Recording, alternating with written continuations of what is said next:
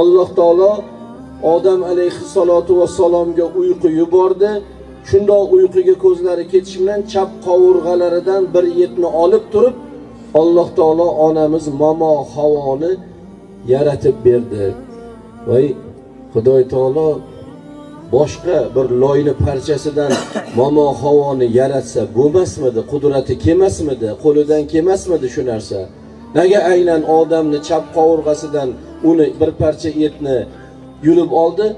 O'rtadagi muhabbat, bir-biriga tortishuv, bir-biriga talpinish bo'lsin uchun bitta jasaddan o'sha qovurg'ani olib payg'ambar alayhisalom ayollar odamning chap qovurg'asidan yaratilingandir, qovurg'a egri bo'ladi, uni to'g'rilayman desang sindirib qo'yasan, egrilig'icha foydalansang senga foyda beradi, uni sindirishliging, uni taloq qilib qo'yishligingdir degan